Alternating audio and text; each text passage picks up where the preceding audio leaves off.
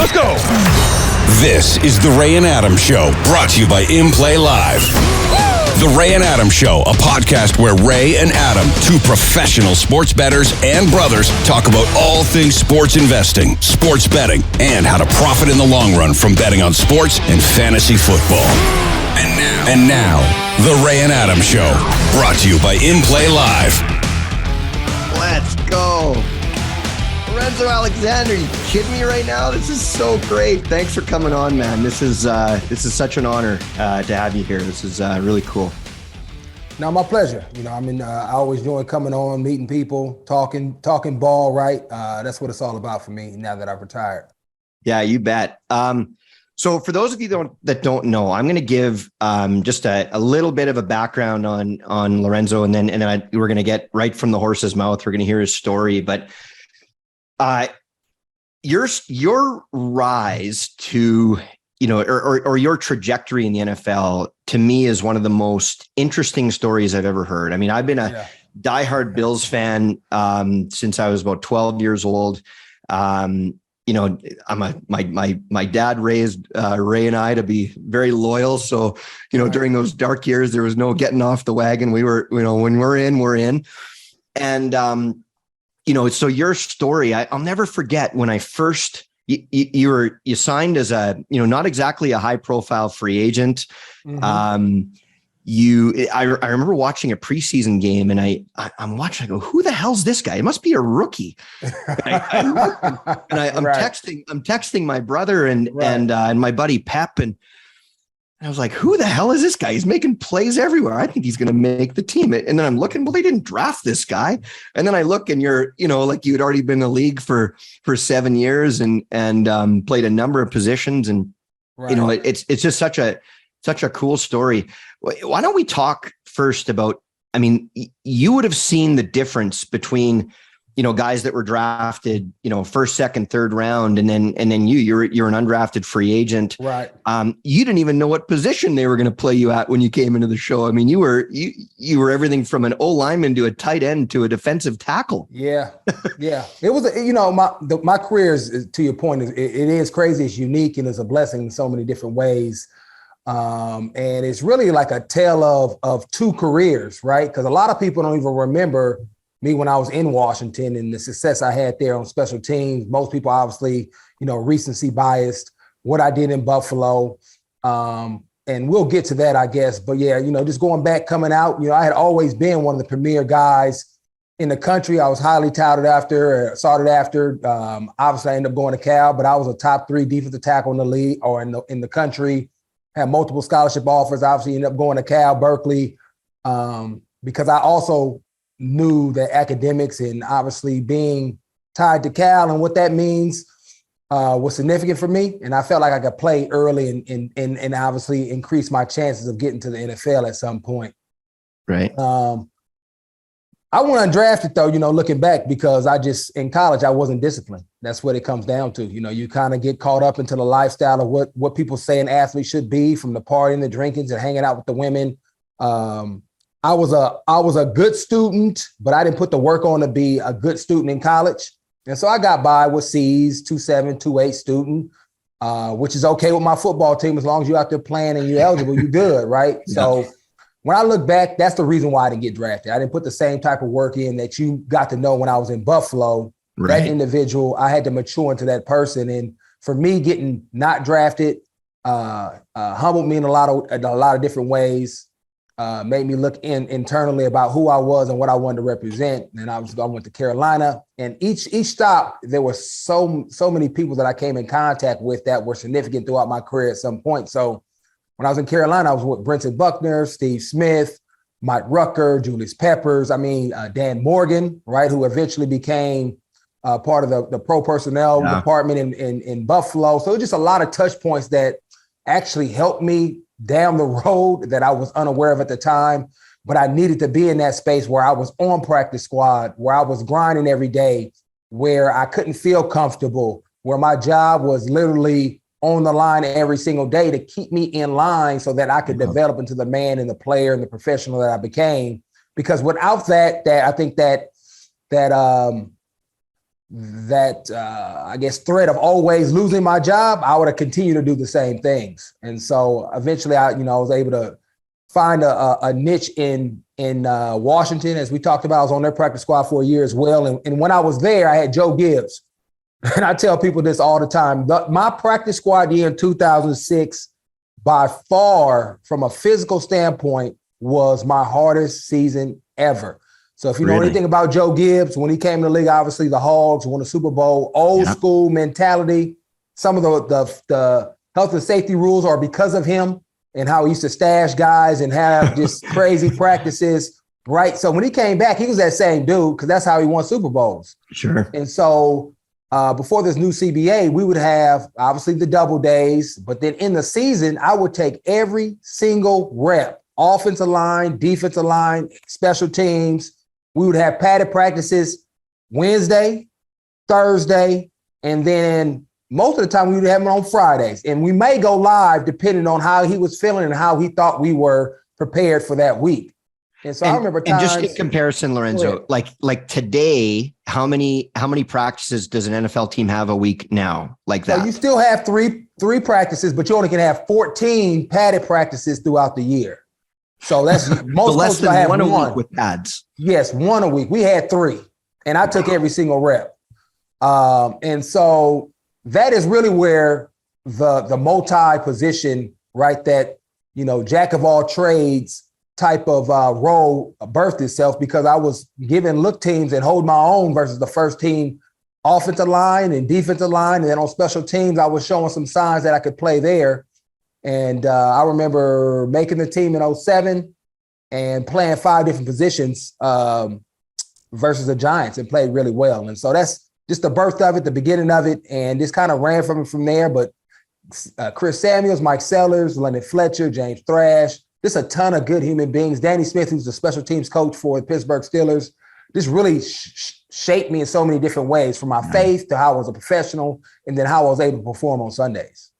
And it's really cool that you, and I know you took a lot of pride later in your career in being that guy. Like there's probably a pile of guys on the Bills today that speak about you the way you're talking about, Dan Morgan and London Fletcher and the boys, right? Yeah. I know pay it forward's a big thing for you, but it's also like, it's really interesting for me to hear the way you talk about how you made it and like the way you thought about how you made it. Because back then you were doing all the things that Sean McDermott talks about today, humble and hungry, growth mindset, right? Right. So this book, like this is my favorite book, Mindset by Carol Dweck. I've always wondered, is that what Sean McDermott is referencing when he talks about growth mindset? Is he talking about that book? Maybe. He's never told us where he gets his stuff from. Oh, okay. Right? So, I mean, everybody has their own way of packaging things. You touch points and you visit with different people, speak to different guys, and they all have their different perspectives on what growth mindset looks like. I actually kind of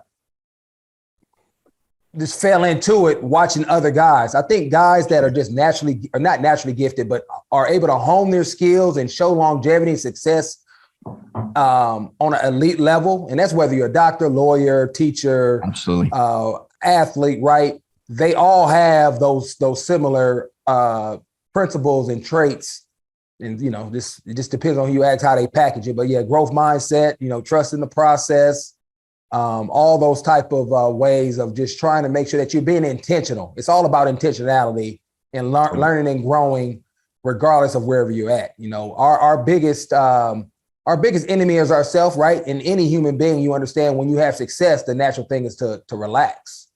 And I actually had a part of my career where I did that, right? So after I, with the Washington football team, or the Commanders now, for 7 years, and doing that process, going from 315 to about 240 or so, playing linebacker, special team, being dynamic there.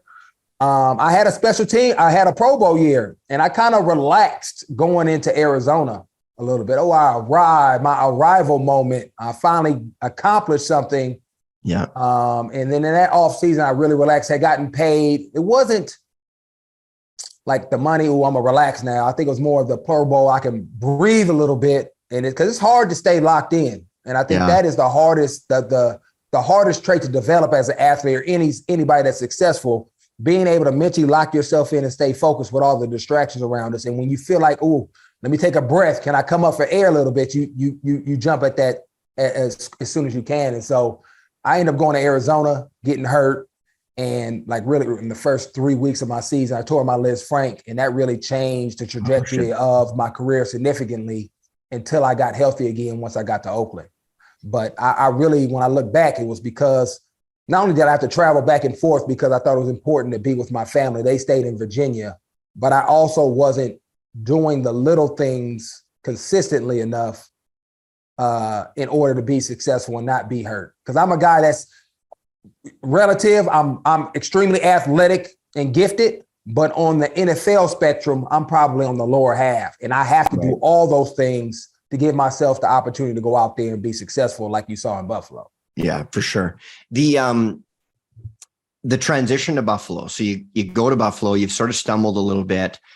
I mean, obviously everywhere you went, you must have been looked at as a great locker room guy and a great culture guy. And, you know, somebody that everybody wanted on the team, which, you know, for guys like of your ilk, of your makeup, that's everything. Because if you're not one of the quote unquote superstars on the team, you better be good in the room. Right. Yeah. And to that point, real quick, before you get to your question, I mean, when I was in Oakland, that actually a coach came up and said it to me.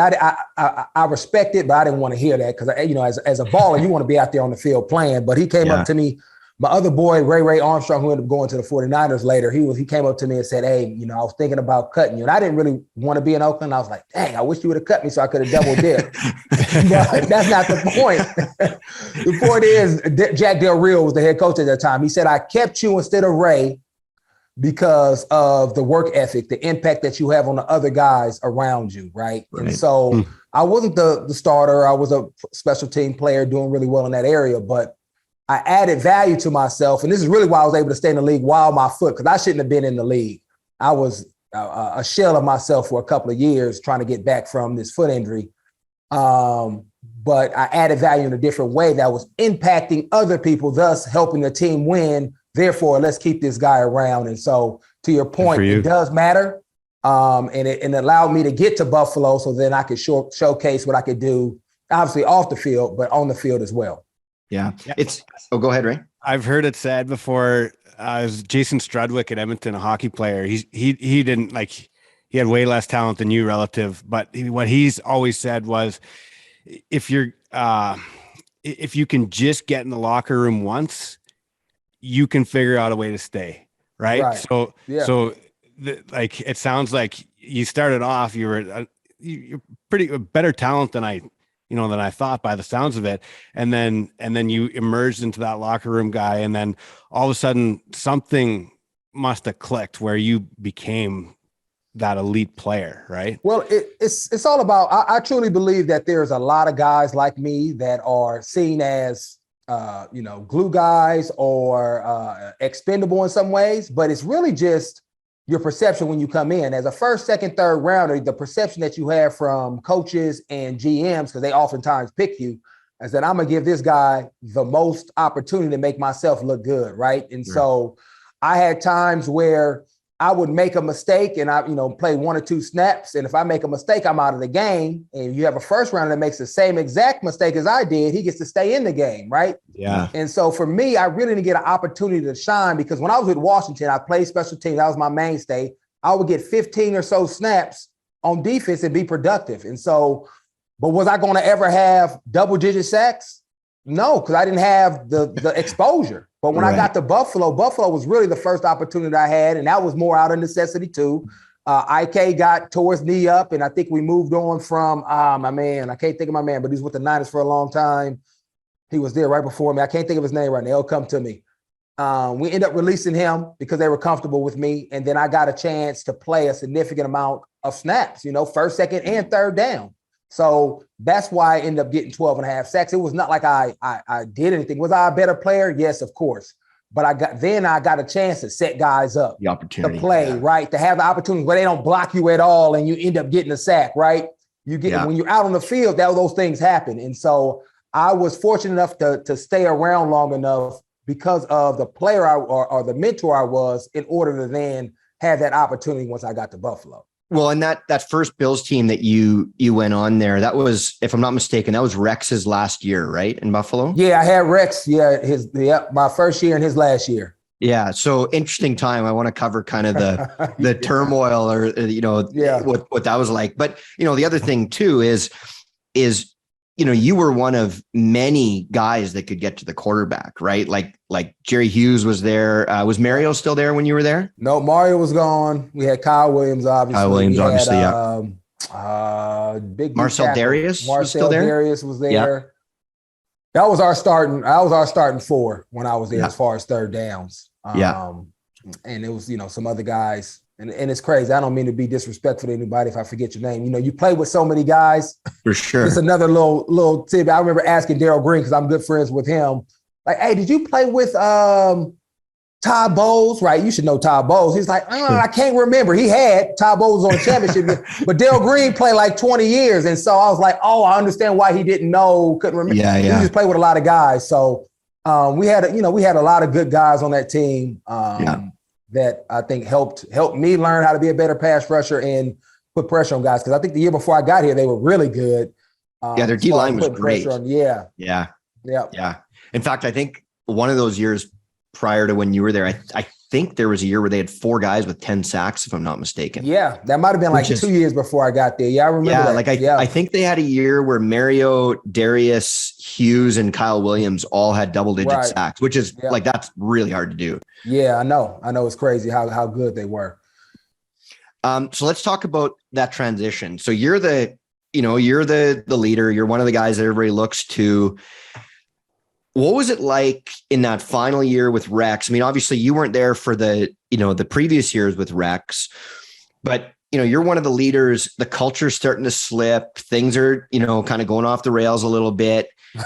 What's that like as a leader in a room like that? I don't know if they ever were on the rails, right? Everybody has their own personality. And I personally, Rex Ryan is a good coach, but needs a mature football team in order to be successful. And especially with the generation, and not that it's worse, it's just different than how guys used to be when they came in the league. And I don't think he was ready to make that pivot where he was used to treating guys like, man, he's going to have fun, but he's going to be prepared and do his stuff. But everybody, especially now, is not ready to come in at 21, 22 with the mindset that most of these young men have to be a pro. Right. You have to cultivate that, be intentional, much like what Sean McDermott does, be very hands-on. And as you set that culture with your football team and those guys grow into what he had when he had Ray Lewis and Ed Reed and Sizzle, those type of guys like they have now, like with Tremaine, Matt Milano, you got the Poyer and Micah, right? You got Josh and Diggs. Then you can start kind of drawing back and allow your men to really lead because everything's been established and the expectation and the standard is there. And so I don't think Rex is meant to be a cultivator of that. He can walk into that and do well because he's won at places that have mature teams when you think about the Jets and the Ravens. And so for me, I enjoyed it. We just didn't have the team that was conducive to handling the type of coach that Rex was. And so, when you look at it, it's very chaotic.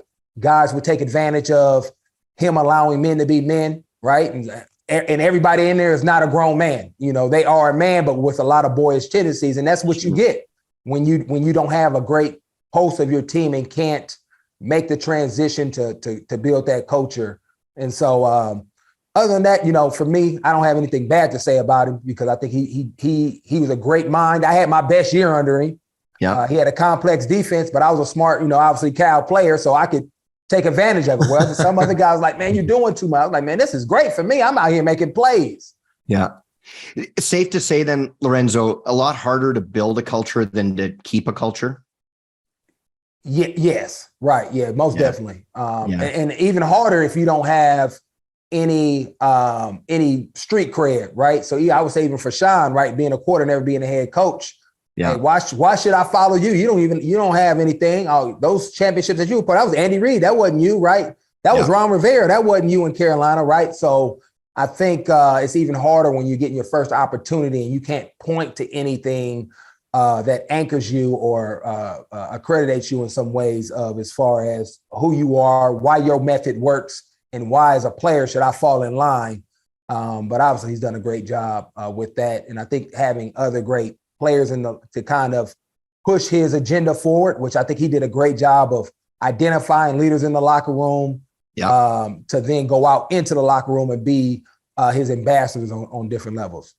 So when he first started, so for those that maybe don't know this story, so the Bills hire Sean McDermott, wasn't exactly, like a big name, right? Like, wasn't highly touted. It wasn't like, everybody's like, oh my God, we got Sean McDermott, like pretty unknown, right? Yep. And then they hire Brandon Beane as the GM after, maybe a month or two after.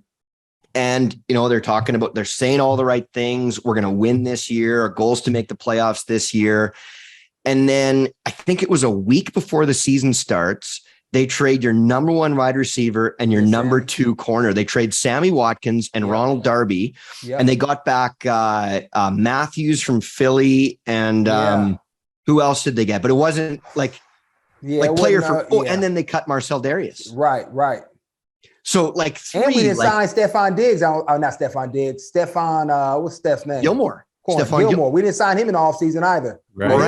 Let him go to the Patriots. So massive turnover, and not only massive turnover, but created a huge dead cap hit for that year. Like you guys, your actual salary that year was like $60 million less than your cap hit that year. Like you guys were playing with half a deck from a salary perspective. Right. And I can tell you, like everybody in Bill's Mafia was like, what the hell? I thought they said they wanted to win. What's going on? Yeah. This isn't going to work. They've got I think it was a 19-year playoff drought at the time. There's no way this is going to work. And then you sneak into the playoffs thanks to the crazy Bengals touchdown. Right. Talk about that. Like, were you guys as confused as we were when they made those moves? Yeah, I mean, of course, because it's not like they come down to us and talk to us about moves that they're going to make. But it makes sense when you understand, especially for me, like at that point, like I understood the importance of culture over player in some ways, right? Because I was in Washington, NFC East for a long time, and Dallas Cowboys one year had 11 Pro Bowlers and couldn't win a playoff game. And I've been on teams where the emphasis is on the player in a sense to where whatever that star player wants to do, they get to do. And that creates way more confusion and disarray within the locker room because everybody can't do that. Right. Right. And so I think when guys didn't want to buy in into the culture that was trying to be established, I think Sean did a great job of, hey, I'm going to move in a different direction. I don't have time trying to coax you on to get you on. Right. I've had that conversation. We've talked about it. You're not going to do it. Okay, let's move on. Yeah. And so guys became their own worst enemies in some ways in that regard. And so they wanted to move. And I think you have to make bold moves because there was some reason, and players are culpable too, right? It's not just the coach's fault. It wasn't just Rex's fault. There was also players in there that didn't want to do what it took to win. They wanted all the glory. They wanted Sundays. But what does that look like without Sunday night through Saturday morning, right? You have to be a professional. You have to be disciplined. You can't be burning it the candle at both ends. You can't decide I want to show up today, but not tomorrow, right? There's no consistency. And so I used to have a special teams coach that say, hey, I'm going to get you before you get me, because you have to realize that your production, the way you play, impacts this guy's family as well. Sure. And if I can't trust you to do the little things, why would I ever trust you to do the big things, which is Sundays, right? And so I think when you see that as a coach, and sometimes it's hard because we are all held hostage sometimes by talent, right? Man, this dude is so good though, but he's not doing what he needs to do. And he actually influences other guys in a negative way, because then everybody thinks, let me try what he does. Yeah. And so I think Sean was had a hard line about himself early on, that he was going to do it his way, very rigid. I think since then, because of what I talked about of the culture that he's established and the winning that they've put together, he's kind of loosened up in some ways where he doesn't have to be as rigid. And now you'll see some guys that he would have cut in year one that are still on the team because there's enough guys to anchor what the Bills are trying to do, where they won't distract. And actually those guys will start to fall in line much quicker. And so that's why I think some decisions, like somebody, why do you keep him? They cut him in year one. Why they keep him? The culture's different. It's established. And so now you got guys that are fence riders that will fall on the right side of the fence now instead of the wrong side because of the culture and how many guys have already bought in. Right. Because they got to fit in. You got to fit in what the team's doing. Yeah. And it works for positive and negative ways. And they're in a real good place right now. And that's why you're able to take a little bit more risk as far as who you bring in the locker room. Yeah. Speaking of the locker room, so, anybody who's been a Bills fan for any length of time, you say Bills locker room, you talk about that season, everybody goes back to, you guys are all in there. You've just beat Miami. You need the Bengals to beat the Ravens in order to get into the playoffs and break the streak. It's 4th and 10 from midfield. There's no time on the clock. Andy Dalton, Tyler Boyd, for those of you who haven't seen it, like, go Google it. It's awesome. But what was even cooler to watch than the play was you guys just going apeshit in the locker room, just going absolutely bananas in the locker room. The image of Kyle Williams with his kids in there. That was dope. That was the coolest part for me. That's knowing Kyle, having been in the playoffs. I think he was 12 years in at the time. Yeah. Never experienced that, the type of player, man, he is. Yeah. That's what was special about it for me, for guys like that deserve to be, but obviously it's a team sport and never could experience it. Yeah, it was, I'll never forget it. So it was New Year's Eve was the date of the game. And I was on a date with my wife. We were actually at an Oilers game. And I actually want to talk to you about hockey in a second. We were at an Oilers game and I blew it. Cause the game was fine. I was like, I booked it like a month in advance. I didn't think this was going to happen. Right. I didn't think I had to skip New Year's so I could watch the afternoon Bengals game. and so I'm sitting, it was hilarious. I had I had a Tyrod Taylor jersey on underneath my Oilers jersey, just in case. And I'm at the Oilers game and I see, I'm watching on just the ticker on my phone. And it goes from 4th and 10 to what? They scored a touchdown, and then I'm texting my buddy, and it was at a quiet part of the game. And I'm in Edmonton, I ripped my jersey off. I've got my Bills jersey on, and I scream like I just won, the Powerball jackpot. And everybody in the 3 sections over, they're looking at me going, "What the hell is this guy doing?" Yeah, that's a great story, man. That's what we felt like right there in that room. You can see the emotions, all the hard work, all the naysayers kind of being put to rest with, to your point, with all those moves we made early. Yeah. And really just a hodgepodge of guys, right? A lot of old Carolina throwaways, right? You got myself that's old in there and other guys, and people didn't really think we had the ability to do it. But it just shows you how a group of men working in the same direction, right, collectively could overcome so much. I mean, obviously we needed help, but we had to put ourselves in that position. I don't think people thought we would be in the position that we were. So all that work paid off. And I know a lot of those guys, even though we didn't win that year, we should have won the playoff game. Should have beat Jacksonville. I still give Tre'Davious White the hardest time for not picking that ball off, but that's neither here nor there, because we may make a run in that one because we just hot at the right time, right? Yeah. That was just a great time, great memories. Really enjoyed that time, and this Bills Mafia and the way they greeted us when we got back was crazy, and something that I'll probably never experience again in my life. Is Bills Mafia that different from other fan bases? Yes, and I've been 4 other places, and I think it's the first of all, nobody else has a 30 for 30, at least not that I'm aware of. Yeah. But just I don't know. So you got your, it's so complex, right? You got your fans that are cool with Bills Mafia. You got your crazy ones that's like it's college every week, right?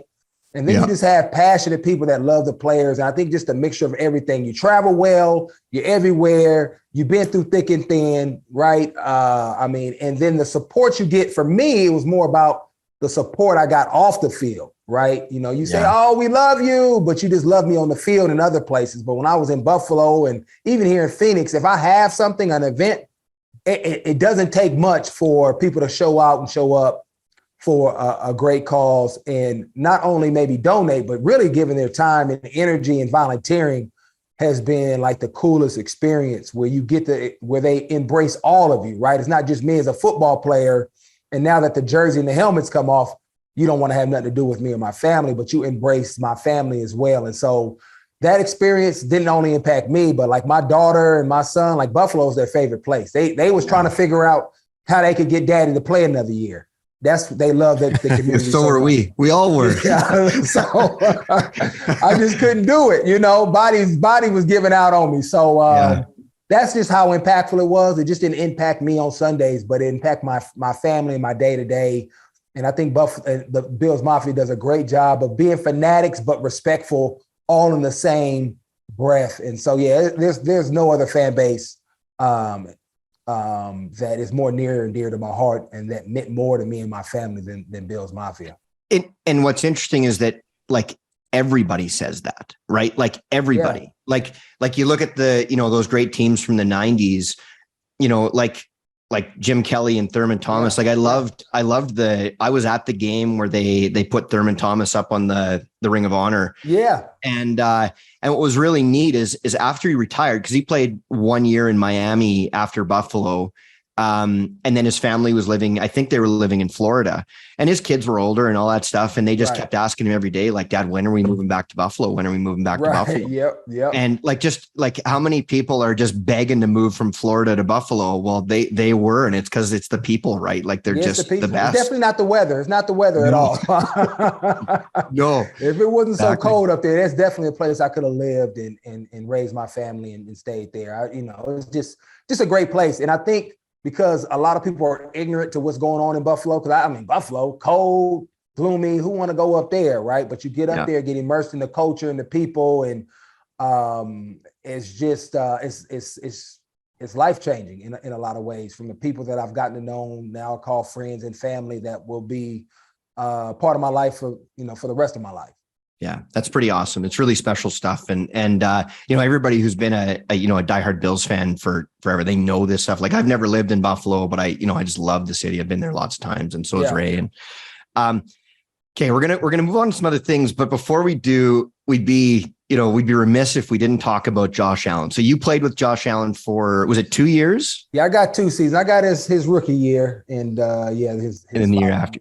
Yeah. So like I don't think anybody, well, maybe Brandon Bean did, but like it's a pretty short list of people that looked at him in college and thought that he could be like this, right? Right. We were at that first game against the Chargers, eh? Yeah, the blowout, yeah.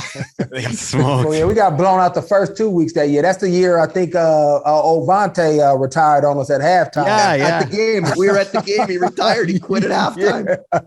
I forgot who whooped. I think the Ravens beat us the week 1, and then they came in here in the Buffalo and beat us. So yeah. Well, and the week 1 game was what's his name? Peterman. Peterman. Nate Peterman, and he starts with like 4 picks in his first 6 passes against the Ravens.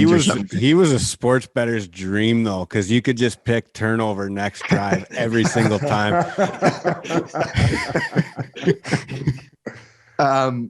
But like Lorenzo, what was it like kind of watching him develop? Because there were some glimpses in that rookie year, like obviously the next week against Minnesota, which was He jumps over Anthony Barr. Right? Yeah. Jumps over Anthony Barr. Yeah. Mm-hmm. So when were you guys starting to figure out like, okay, this, like there might be something here? I don't know, because he also got hurt early in that year too. I don't think people forget about. Yeah, I missed. And I was actually telling him, hey man, you need to just take care of yourself. Watch out, man. Don't try to come back too early. Think about yourself, man. That dude was like, man, I'm going back out there. And just that his mentality, I always knew that I think he would be good. I don't think he'd be this good that quick. Just the way guys gravitated to him, the way he carried himself, right? He didn't feel like he was better than because he was a quarterback. He just has a great personality and a way about moving that I think allows teammates to be galvanized by his presence. And then not only that, he puts in the work. We can't forget that whether it's working with Dable initially, in the summers with Jordan Palmer. And I know Jordan a little bit from his brother Carson that I played with. So talking to him and hearing about his growth.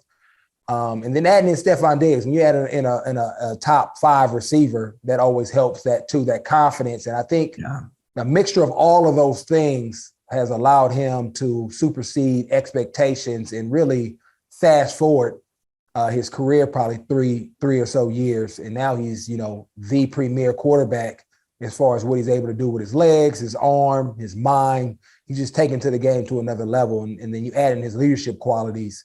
That's why this team has been able to be, relevant as far as winning a championship the last 3 years.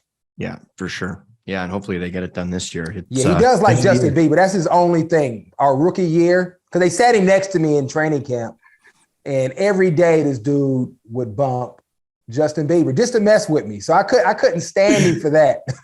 Oh, I love it. So he just does little things like that. He's all those things I named, but he's also a big kid at the end of the day. From the jokes, I got to make sure. What did you say? Because you say the wrong thing. They trying to get you to say something in your mouth. Where's the D? What D? These nuts. That type of stuff. I'm like, man, what are y'all doing, man? It's every day, the quarterbacks and him. So it was always cool because they kept me light on my feet and always kept me laughing as a older wily vet in there that was just trying to get to work, do my thing, and get up out of there. Love it. So would you say that Allen adopted the culture that was trying to be built, or he just naturally had it and then kind of took the culture a little bit in his own direction? Yeah, no, I think he embodied the culture, and obviously what he's done on the field has kind of supercharged it, and they've made it his own. I think it's transitioned from kind of like Kyle Williams when he first, just that older, more a serious type of business at work, to now it's not like they don't get their work done, but they actually have fun and kind of do it along the way. And so I think he's blended some of that youthfulness into the culture. And I think that's why Sean has kind of become less rigid in a lot of ways.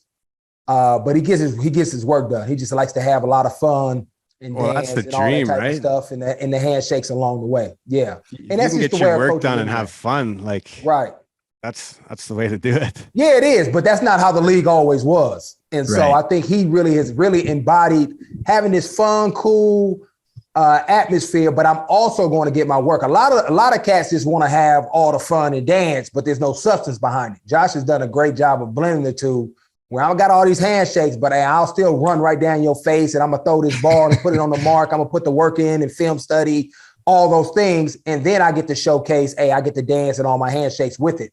Yeah. So he's done a great job of blending those things. And I think that's why, again, that's why the guys gravitate towards him. And anybody, doesn't matter if you Von Miller and you older or you're a young guy coming in, he has that relatability to impact any type of guy that walks into that locker room. Yeah, for sure. Lorenzo, so you've been retired for a couple of years now. Do you consider yourself now a fan of the game, or do you consider yourself a former player, or is it kind of a little bit of both? Like, how do you look at yourself now in relation to the game? I'm definitely not a fan. I'm not jumping off any buses on the tables. I'm not doing none of that. But I do root for the guys. I don't know. It's weird because I'm still connected in a lot of ways, because I still know a significant amount of the guys that are on the Bills team, at least. Mm-hmm. And so that's probably the one that I'm most tightly knitted to, and I want to see and want to catch up and maybe check some film out on. But football in general, because I did it for so long, I actually tell people I'm more excited about my 12-year-old and my 8-year-old son's game that I coach than any game that's on Sunday. So have more anxiety about that, what I'm going to call and what I'm going to do with them versus a game on Sunday. So I would say I am an ambassador of it, and I enjoy watching it more so now than I did even when I first retired, because now it's more out of my system. There's more distance.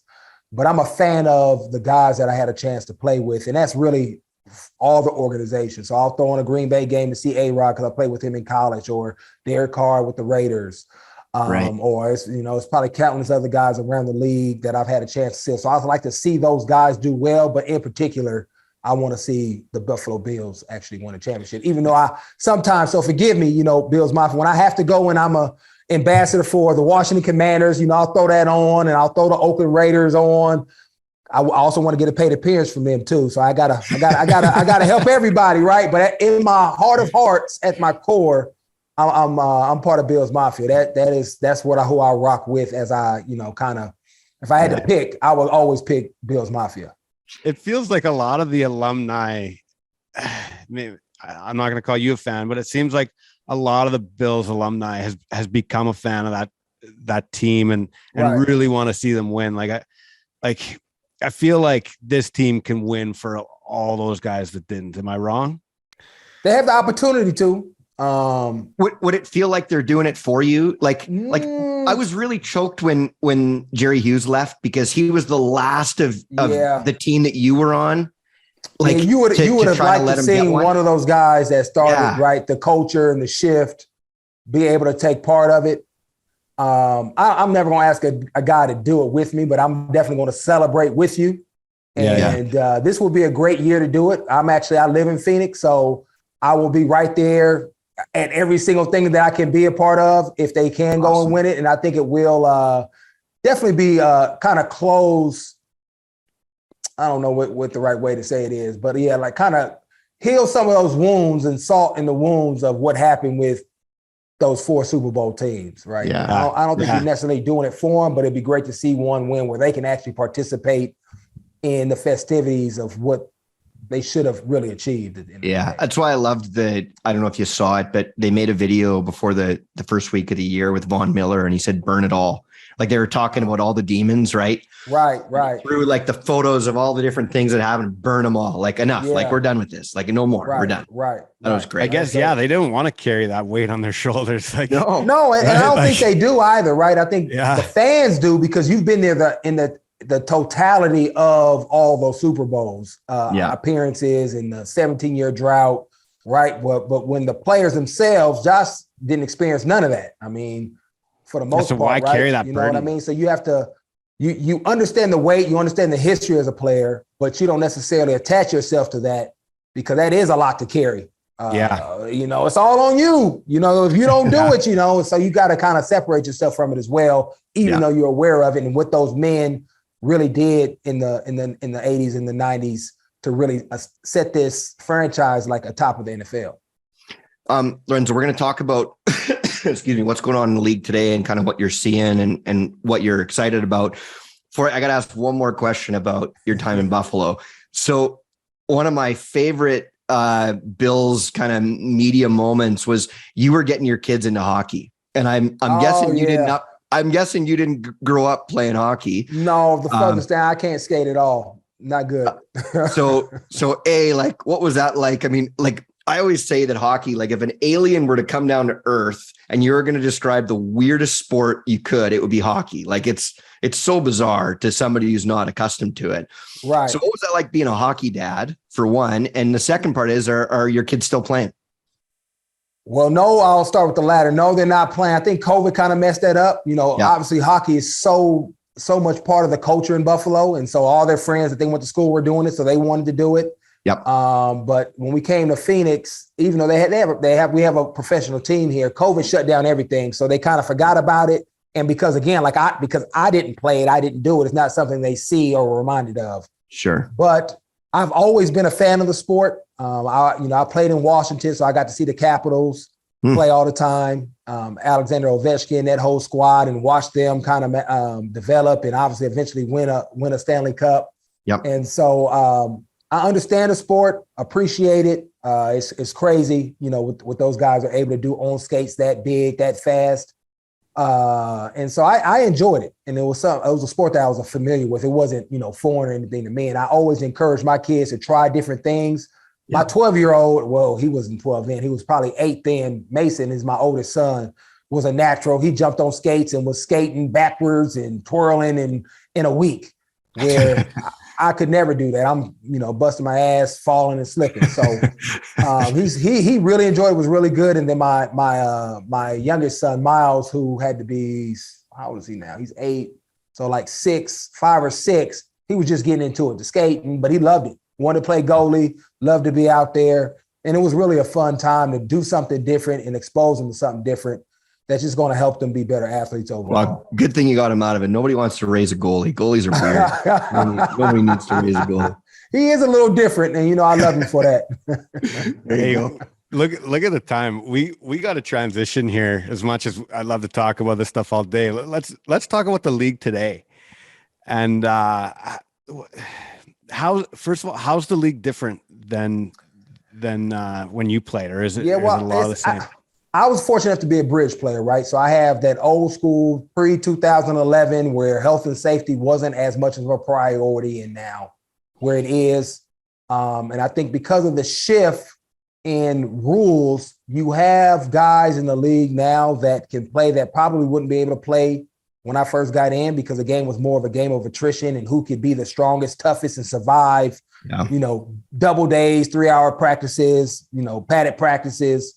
And so the game has actually opened it up for more of a space speed game. And so you have smaller guys, shiftier guys. You think about Isaiah McKenzie, Cole Beasley's, all these slot receivers that are really dominating the game now and making it hard on middle linebackers, to where you play a lot more nickel, right? You rarely see 2-back systems. Some teams will try to take advantage of it if you don't have a guy that you can sub your nickel out for, right? And try to create matchups. But it's definitely more of a space game, passing game. And one thing that I have a love-hate relationship with, because I think people, in our culture, we always go all the way in or all the way out, is analytics, and not really having a feel for the game and how that applies within the feel of what's actually occurring in the game. And so those are two of the biggest things, the analytics and just the type of players that are now able to play the game because of some of the rule changes. Andrew Pace just says very relatable to what we do. So we like, this is the one show we haven't really talked at all about what we do at inplayLIVE, but it is really interesting. Like we're a group of sports bettors. There's about 800 of us in the group now. And we've all been learning from professional sports bettors on how to be really good at it and how to make a lot of money at it. And it's been extraordinary. When I think when I started, I was the 88th member. I think Ray was maybe 75th or something. And, I don't even know how many guys of the 900 now have made over $100,000 profit since they start this, but it's a lot. Like we there's piles of us that are up, well over 6 figures since we started. Oh, wow. Some guys maybe I do need to start gambling. I need to get in with y'all, man. Y'all we don't use the G word. Y'all crack the code. We don't use the G word. We don't say gamble anymore. That's what the other guys do. What word do you use? We are value analysts, and we're sports value analysts. Okay.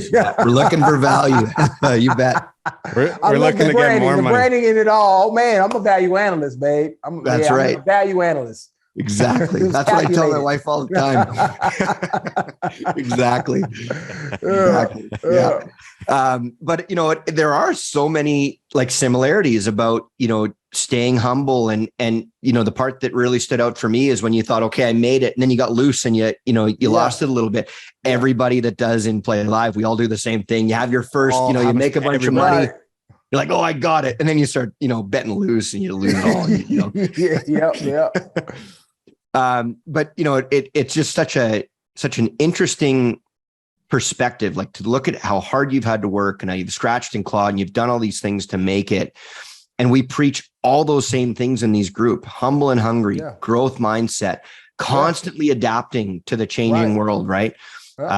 It's really, really cool to hear your story. And I know that those who are in the group, they're relating, a lot of the things that you said to our experience every day as sports bettors. It's been an amazing ride. And actually, if you ever want to know how we do it, I'd love to tell you. You're actually in one of the best markets in the U.S. to bet in Arizona. There's I bet. Yeah, my man Calvin out here is one of my best friends. I coach his kids, man. He's always on it. So I know he would definitely want to benefit from something like that.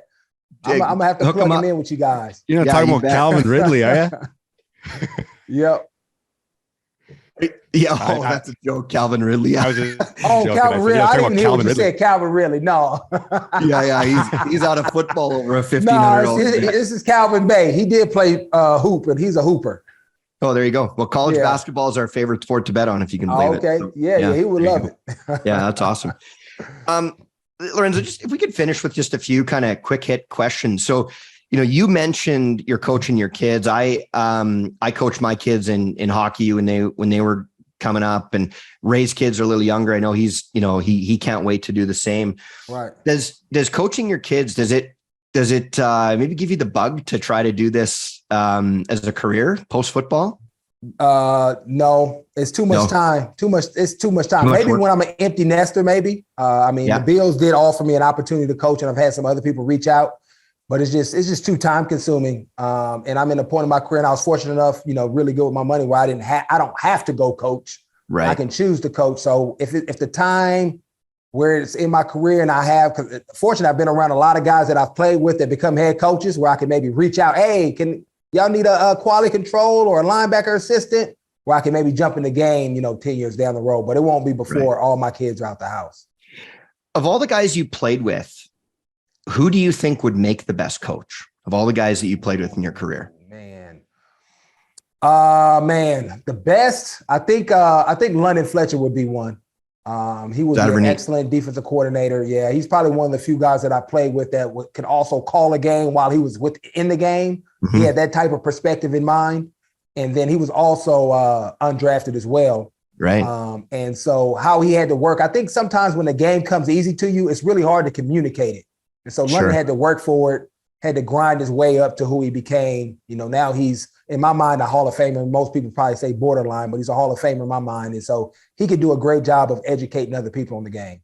Little tidbit. I actually named my youngest son after London Fletcher was part of his. So his name is Fletcher, and it was a combo of Fletch, which is one of my all-time favorite movies, and London Fletcher, who I love. Nope, I have to let him know. There you go. Yeah. Yeah. And so do you think that's why, like your description right there, we were actually just talking about this the other day. You watch Peyton and Eli Manning when they do their broadcast, and they know the game so well. You watch Tony Romo in the booth, you watch Troy Aikman, like these guys know everything about the game. The Aaron Rodgers this past week calling the play for the defense on the 2-point conversion because he saw it before the false start. Like the knowledge that some of these guys have of the game from an X's and O's and a strategic perspective is extraordinary. Is it simply the lifestyle and the work that keeps them from doing it? Is that why? Because there's almost no elite players that go on to coach. It's almost none of them. It's the lifestyle. And most of those guys, they played 15, 20 years. And so the stress level that's associated with coaching and you not necessarily being your head coach gets fired, you fired too, right? And those guys have made tons of money. And so why am I going to put myself in a stressful position that I did for so long? Right. And the game is no longer fun, right? So a lot of those guys actually go coach, but they coach at high school or youth football because they want to pay it forward and set a foundation. And so I think that's where a lot of guys gravitate to. Unless maybe you had a shorter career or you're out of the game for a little bit of time and decide to come back like I may do later on. You'll have some guys like that, like Brenton Buckner is a guy that comes to mind. He played 12 years. I think he was out of the game for 5 or 7 as far as coaching and then ended up being the Arizona Cardinals D-line coach. And actually one of the reasons why I ended up there for a year or two. So there you go. That's awesome. You want to make one prediction about the rest of the season? You want to is there anything you're seeing about the NFL that really jumps out at you? I think I predicted it before the season that the Jacksonville Jaguars were going to be a playoff team. So that was my call. That was my preseason call. I called that too. Trevor Lawrence, you got Doug Peterson, right? And then you add in Christian Kirk and Zay Jones, and they just have some other good weapons. And those guys don't jump off the page on you, but they're good, reliable veterans that can get open, know the game, and really help Trevor Lawrence develop. And they got some young dogs on defense that fly around. And so I thought they would be really good and probably exceed people's expectations of themselves this year. Lorenzo, I thought you said you never listened to our show before. That was word for word what I said. Hey, great minds think alike, baby. There you go. Let's go. Maybe I do. Maybe I can. What do you call it? Evaluating sports value better. Yeah, we'll have to value better. I can be a value better, man. I got this thing down a little bit without even being trained yet. So there you go. In. Exactly. Natural. And no bad habits coming in either. None at all. Cause I've never done it. Like I told you off air, I like my money, but since I'm not gambling, maybe I can make my money grow. It sounds like it's more of an investment. I just have to stay within myself, almost like the stock market a little bit, right? What some of those guys do. You know, it's interesting you say that. The way I compare it to, or the way I describe it to people is it's sort of like day trading meets poker on sports. That's how it is. It's very, very formulaic. It's a commitment, but it's super fun. In all seriousness, if you want to hear about it, shoot me a note. I'd love to tell you all about it. It's a lot of fun. Sure. No, I will. Yeah. I'll definitely reach out. That's awesome. Lorenzo, this was such a fun show. I'm so grateful for you coming on, man. This is it's a real honor for me to talk to you. You embody everything that I loved about being a Bills fan when nobody else was a Bills fan, right? Like now everybody's a Bills fan. Everybody wants to be now, like any donkey can jump on when they're doing what they're doing. But, I was, you talk about the reason that the fans care about the players the way that they do. And it's because I don't think any other fan base looks at the players as a representation of ourselves like Bills fans do. Yeah. Right. Like it's a blue collar town. It's a blue collar fan base. We wear our heart on our sleeves. And all we want is for people to have a little bit of respect for what we're doing. Right. And to work their asses off. Like that's it. And you did that like in a nutshell. So, I'm super grateful you came on. I'm super grateful for what you did for the Bills in all those years. And we just couldn't wish you any more success in retirement. We're super grateful you came on, man. Thank you. Well, I appreciate you, Adam and Ray. I'll actually be in town for the Steelers game. So I don't know if you guys are going to that game, but I'll be out there. No. Yeah, we live in Canada, but hopefully soon we can get down there. But when's that game, Lorenzo? What week is that? Next week? That's October 8th. It's after because they play the Ravens this weekend. So it's the next weekend, the 8th. There we go. So I'll be out there. Hopefully I'm gonna try to tailgate. I haven't done the tailgating experience yet. Oh, it's no fun at all. So I'm gonna be jumping through tables. Huh? You might be jumping through tables yet. Then maybe just get carried away. Yeah, I'm pretty sure they'll ask me. I'm not doing that. I ran through too many people in my lifetime to run through a table too. Yeah, you don't need that. I've never done it either. Lorenzo, thanks so much, man. This was awesome and just an honor to chat. So thanks again, man. This was awesome. Right, fellas, thank you. Appreciate you guys. Thanks a lot. Appreciate it. Thanks. Have a good one, guys. Take care. This was the Ray and Adam Show, brought to you by inplayLIVE. Sign up now for inplayLIVE by using the exclusive Ray and Adam link and promo code.